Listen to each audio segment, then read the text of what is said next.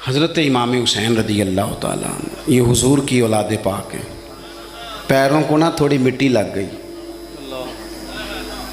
عمر جوانی کی تھی، داڑھی مبارک ساری سیاہ تھی، کالی تھی. حضرت ابو ہریرہ ان سے سالوں بڑے تھے، امیر المومنین فی الحدیث. حضرت ابو ہریرہ نے دیکھا کہ امام حسین کے مقدس قدموں کو مٹی لگ گئی.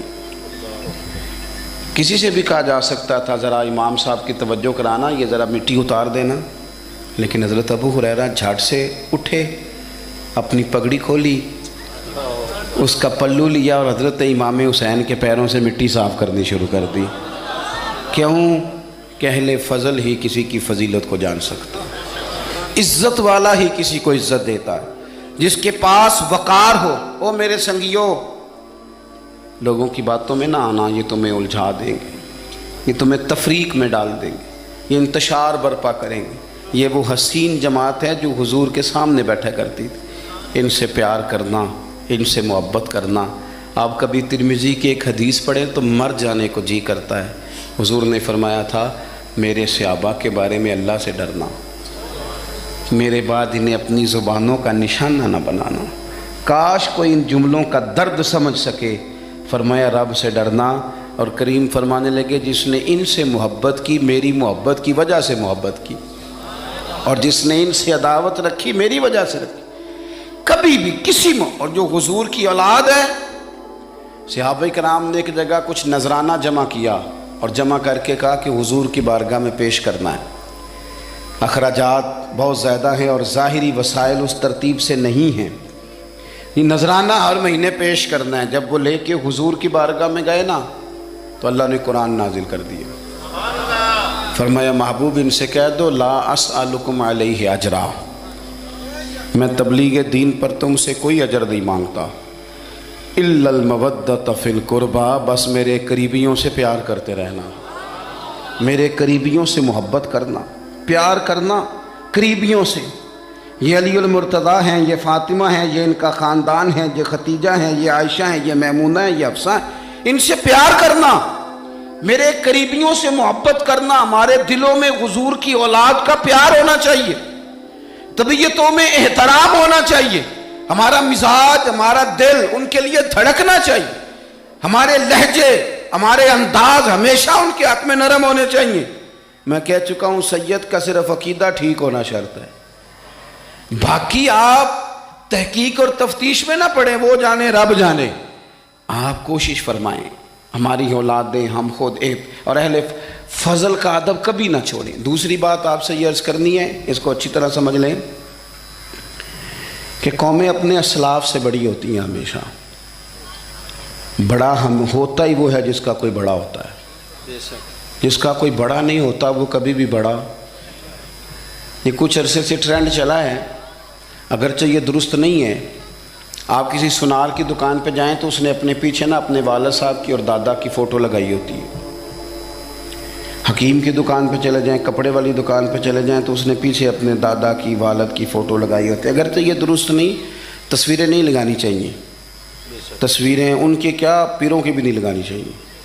جہاں تصویر ہوتی ہے وہاں نماز کیسے پڑھی جائے گی؟ فرشتہ رحمت کا نہیں آئے گا. یہ تو اب ایک ضرورت بن گئی. تو اب ضرورت کیا، اب تو خیر نفسیاتی مسئلہ بن گیا ہمارا. یہ نفسیاتی مسئلہ ہے. یعنی سلام بعد میں فوٹو پہلے. یعنی سیانے سیانے لوگ، اور یہ ہمیں ایسے کھیل تماشے میں لگایا گیا ہے کہ میں ڈھیر سارے لوگوں پر غور کرتا ہوں، پھر ان کے لیے دعا کرتا ہوں کہ یا اللہ ان کی مدد فرما. یعنی اس طرح کی حالت ہے کہ وہ زندہ ہی موبائل کے اندر ہے. ہر چیز ہی. مجھ سے ایک دفعہ ایک صاحب نے پوچھا مولوی آج کل بڑے لڑ رہے ہیں. میں نے کہا وہ 4-5 ہے جن کو آپ موبائل پہ دیکھتے ہیں. آپ میرے ساتھ آئیں، میں آپ کو 20 اور سینکڑوں شیخ الحدیث بتاتا ہوں جو سکون سے بیٹھ کر رسول اللہ کا دین پڑھا رہے ہیں. تو آپ مسئلہ صرف یہ ہے کہ ہم نے کل زندگی وہ سمجھ لی ہے جو موبائل کے اندر ہے. بہرحال وہ تصویر لگائی ہوتی ہے سنار نے بھی اور حکیم نے بھی اور ڈاکٹر نے بھی اور بہت سارے لوگوں نے کہ جناب اب یہ جو تصویر لگاتے ہیں تو اس کے پیچھے پوری حکمت ہوتی ہے. آپ ان سے پوچھتے ہیں یہ فوٹو کیوں لگائی ہے تو وہ کہتے ہیں ہم یہ بتانا چاہتے ہیں کہ یہ کام آج نہیں ہم نے شروع کیا، ہمارا شجرہ پرانا ہے، ہمارے باپ دادا سارے یہی کام کرتے تھے، ہمارا خاندانی ورثہ ہے.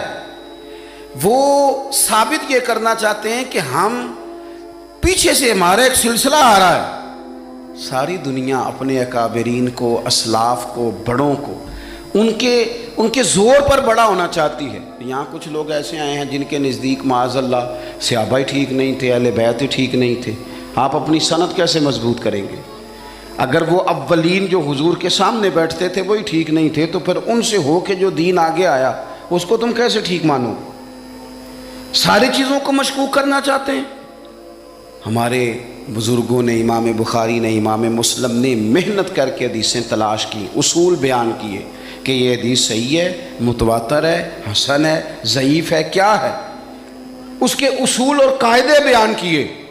اور جب انہوں نے خود پوری تحقیق کی، آپ مشکل بات نہیں کر رہا، تھوڑی سی آپ غور کریں گے، انہوں نے سینکڑوں میل کا سفر کیا، گھوڑوں پہ، پیدل، اونٹوں پہ، ریسرچ کر کے بتایا کہ یہ حدیث بالکل درست ہے، اپنی سند کے اعتبار سے، متن کے اعتبار سے یہ متواتر درجے کی ہے. انہوں نے پوری ریسرچ کی. پھر غور کریں کیا کہہ رہا ہوں، جب پوری تحقیق کر لی تھی تو پھر انہیں کہنا چاہیے تھا نا یہ نبی پاک نے فرمایا ہے، کہنا چاہیے تھا نا کہ یہ حضور نے فرمایا، ہماری تحقیق ہے، حدیث درست ہے. لیکن کسی نے بھی ڈائریکٹ نہیں کہا. انہوں نے جب بھی کہا کہنے لگے حضرت عبداللہ ابن عمر فرماتے ہیں کہ حضور نے یوں فرمایا، حضرت انس بن مالک فرماتے ہیں کہ حضور نے یوں فرمایا، حضرت جناب سیدہ عائشہ صدیقہ فرماتی ہیں یوں حضور نے فرمایا، حضرت ابو ہریرہ فرماتے ہیں یوں حضور نے فرمایا. انہوں نے نا پہلے اس صحابی کا نام لیا جنہوں نے وہ بات اپنے سینے میں محفوظ کی. کیا بتایا انہوں نے ہمیں کہ ہم دنیا گھوم آئے ہیں، ریسرچ کر آئے ہیں، تلاش و بسیار کے بعد اس نتیجے پہ پہنچے ہیں کہ دین کا اصل فیض وہی ہے جو صحابہ اور اہل بیت کے سینوں سے ہو کے امت کو نصیب ہوا ہے. اصل فیضان وہ ہے جو وہاں سے ہو کے آیا.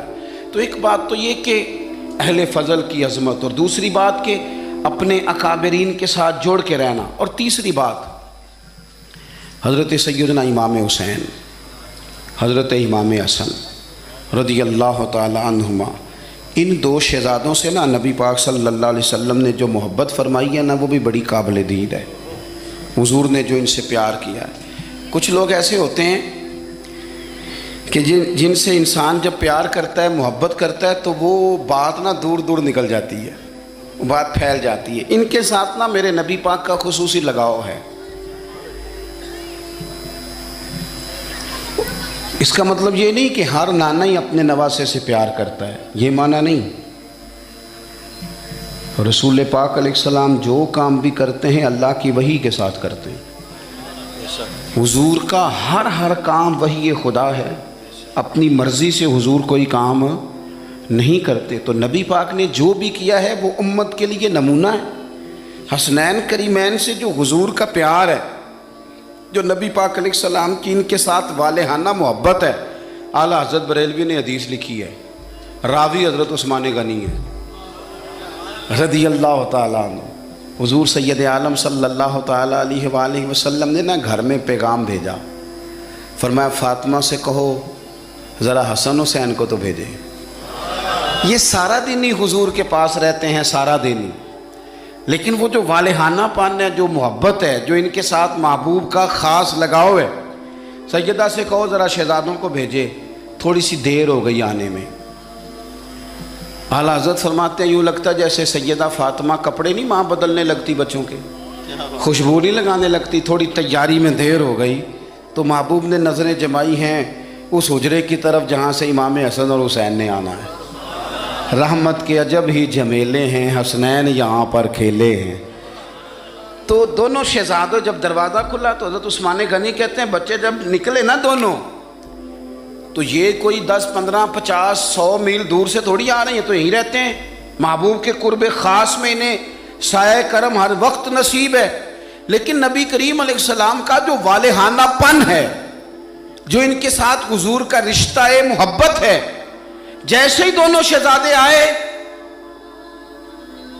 حضرت عثمان غنی فرماتے ہیں محبوب نے مقدس گھٹنے زمین پہ رکھ دیے اور دونوں بازو کھول دیے. ایک شہزادہ اس سینے سے لگ گیا اس کندھے سے، ایک اس کندھے سے لگ گیا. اور پہلے بھی حضور پیار کرتے تھے، پر آج تو رخ ہی بدل گیا بات کا۔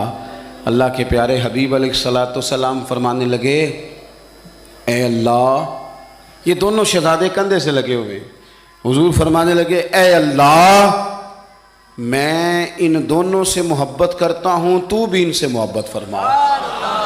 اور کہا، اے اللہ، جو جو میرے حسن حسین سے محبت کرے تو ان سب سے محبت فرما، تو ان سب سے پیار کر جو میرے حسنین سے پیار کرے۔